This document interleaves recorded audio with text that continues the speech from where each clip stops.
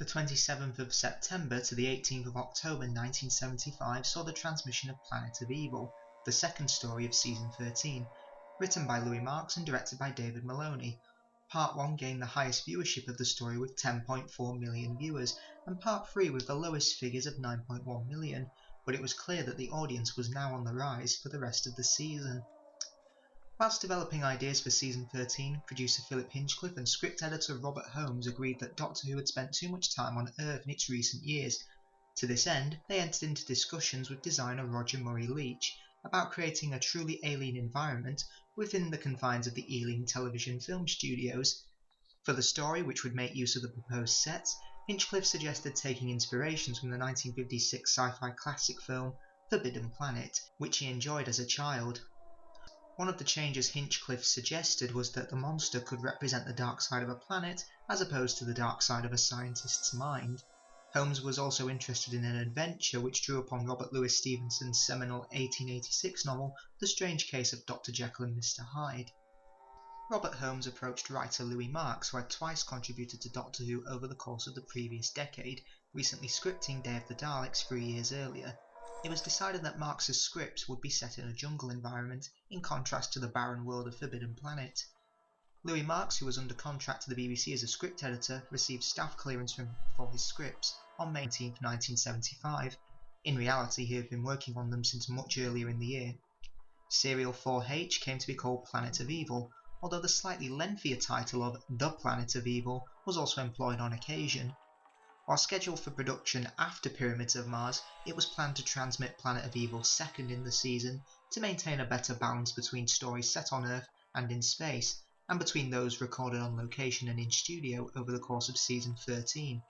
Shortly before production began, Philip Hinchcliffe requested an amendment to the closing moments of the serial. In the original script, Sorensen did not reappear after plunging into the black hole. Hinchcliffe felt that this was not a suitable fate for a well-intentioned character, and so asked Holmes to adjust the ending to have Sorensen survive at the end. Assigned to direct Planet of Evil was David Maloney, who had recently completed work on Genesis of the Daleks. Having been an important part of the initial discussions about the story, Murray Leach was brought aboard the crew as well. With no location filming allocated to the production, Murray Leach was given the freedom to design a detailed, exotic and alien jungle set at Ealing for filming on June the 11th and 12th. This set proved so successful that it was extensively photographed by the BBC Educational Service, which would use it as an example of design excellence for years afterwards. Nonetheless, the jungle set did cause some problems, in particular making it virtually impossible to position sound booms. This forced most of the dialogue to be dubbed in post-production. Work at Ealing continued on June the 13th, filming scenes in the void.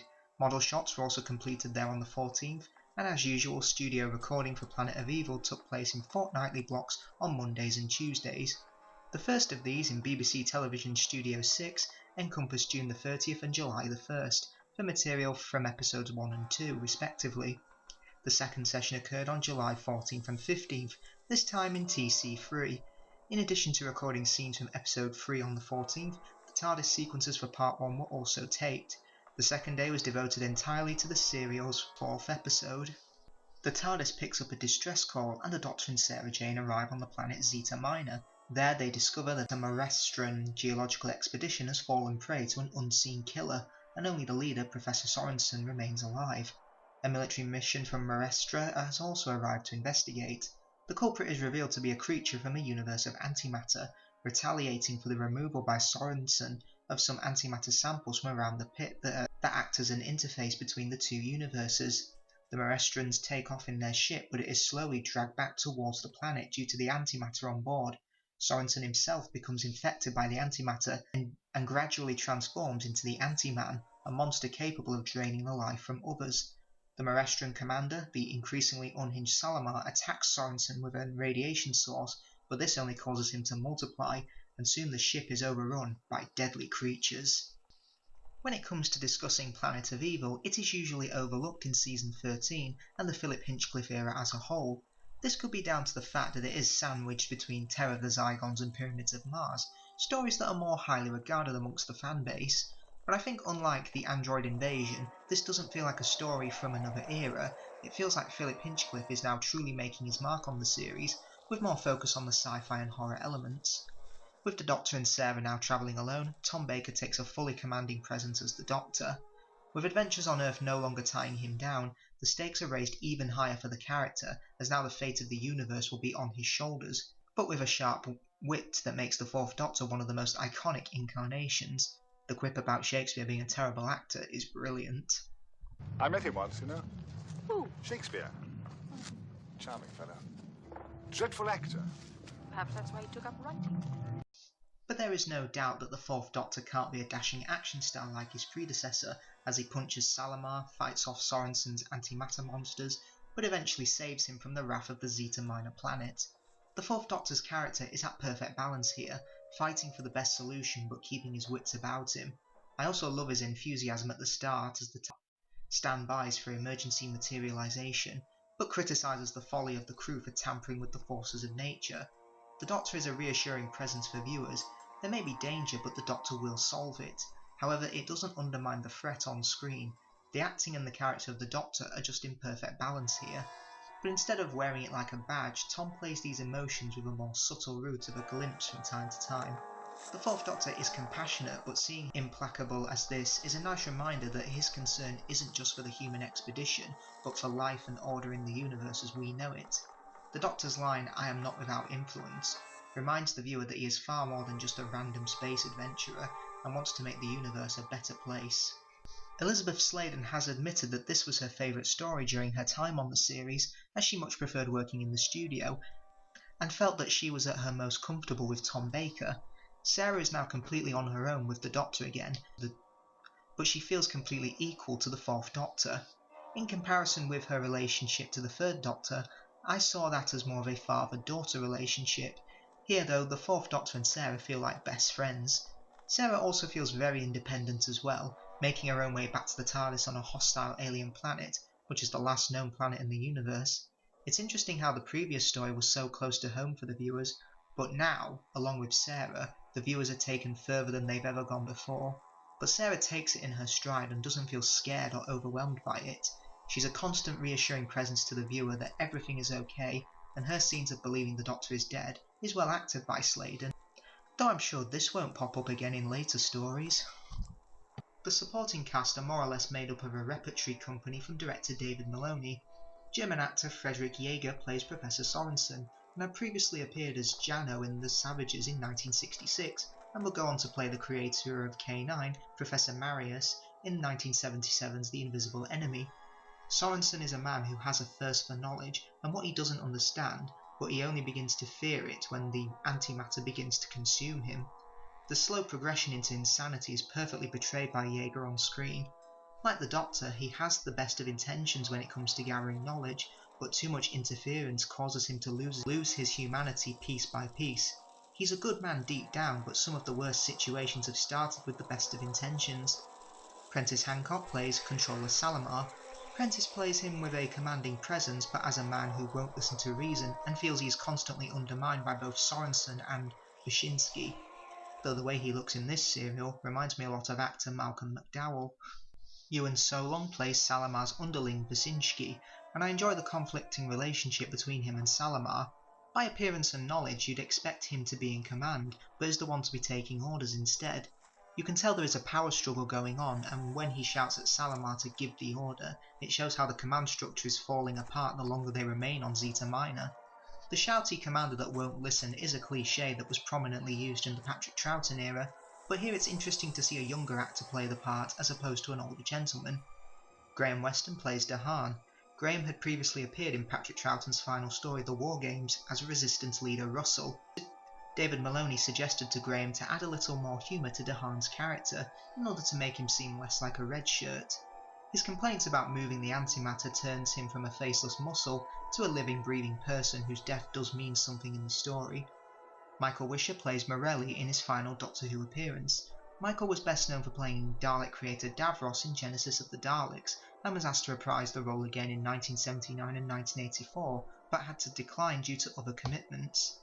While I don't think Planet of Evil is his best performance, the variety of roles he played in Doctor Who can't be ignored, and sadly Michael Wisher died of a heart attack in 1995. Tony McEwen plays Baldwin, one of the first victims of Zeta Minor. His death scene for me is pretty effective. given that he is acting to nothing. David Maloney suggested to him that he play it as if he is being crushed to death, and for me it works, as the horror comes down to what we don't see. The production values are consistently high throughout this serial. Praise must of course go to the impeccable set design by Roger Murray Leach, who was a prominent designer during the Hinchcliffe era. The sets are utterly beautiful and look brilliant. You really feel like you've stepped into another world. It feels so alien after years of Doctor Who being predominantly earthbound. Shooting some of the sequences on film look fantastic. It's almost like a movie. I do find it a shame that not all of the Zeta Minor sequences couldn't be shot on film, as it really ups the horror aspect. The cinematography adds such a cold and horror atmosphere to the story, but that's not to say that the cinematography in BBC Television Studio is bad. The direction by David Maloney allows the colours of the jungle to pop on the screen, and with slow panning movements we get to see the planet in full. Luckily, it never feels dull or unappealing, and is always a highlight for me whenever I revisit the story. The sets for the spaceship interior I do find a little bland and uninspired. It's like all the budget went onto the jungle sets. However, it's nothing too distracting or disappointing for me, as the conviction of the cast pulls it off. The antimatter monster effect is surprisingly effective. It appears at just the right moments and is built up perfectly. Maloney keeps it hidden and invisible at the start of the story, and when we finally see it, it doesn't disappoint. The effect looks so seamless when it interacts with the rest of the cast, and their reactions are really well done. While it may look garish by today's standards, it has to be remembered that this effect was all done without computers, which makes it all the more impressive for me. The strobe lighting effects make up for the lack of laser effects on the gun, and really bring more style to the picture. The makeup effects for the corpses are equally as terrifying. The skeletons look so chilling and really ups the tension of what the antimatter creatures can do, and why the minerals must be returned. After being absent for the previous two serials, Dudley Simpson returns as the in-house composer, and provides with a creepy score that helps build the atmosphere. One of my favourite tracks is when the Doctor discovers the antimatter in Part 4. The music is appropriately light and whimsical to add to the Doctor's curiosity, but becomes louder and more sharp when the possessed Sorensen confronts the Doctor. Sadly, Dudley's music is not available as an isolated score on the DVD. However, you can find the soundtrack on the YouTube channel Odd Planet Craft 2180, who has isolated the music from the main soundtrack. A link is in the description below, and go have a listen if you're interested. Having not seen Planet of Evil in years, I was surprised by how well it held up over time. While I don't think it's a classic story in the same vein as, say, Genesis of the Daleks or Pyramids of Mars, I still think it's a solid Fourth Doctor story that should definitely not be overlooked. It definitely feels like a serial where all aspects of the production complement one another to bring us a solid 4-part adventure. When it comes to comparing Louis Marx's other work for the series, I think this will stand as his best for me. There is threat and terror around every corner, and the characters are constantly in danger, but the pacing is well handled, so the horror is built up accordingly. Tom Baker and Elizabeth Slader are at the top of their game in terms of character and performance. They totally sell the danger that surrounds everyone and everything. If I do have criticism, it's that members of the crew are bland characterization-wise, but that's not to say that they are all bad. I really enjoy the characters of Sorensen, Salamar and Wyszynski, though Prentice Hancock has come under criticism in certain reviews for being unlikable and wooden. Me personally, I feel he gave a good performance, and his ruthlessness as a commander just makes the story feel all the more unsafe for our protagonists, and I don't think that there is a weak link within the cast. I do think keeping Sorensen alive at the end was a good idea. He's not an outright villain, so him being returned to our universe feels justified, as he only succumbed to the demons of Zeta Minor rather than of his own accord. But it's a good message of not interfering in what we don't understand. Everybody deserves a chance to start again. Despite its mixed supporting cast and uninspiring interiors, I find Planet of Evil to be a solid mix of sci-fi and horror, with a superb looking exterior for Zeta Minor. While I don't think it's the strongest story this season, I encourage a lot of fans to give it another chance. If you haven't seen it in a long time or didn't do much to impress you first time, then I hope this review has encouraged you to check it out or maybe change your mind. Whilst not the best Fourth Doctor story, Planet of Evil is best enjoyed on an autumn evening with the lights off and behind the sofa. It's a great mix of sci-fi and horror, which Doctor Who does best.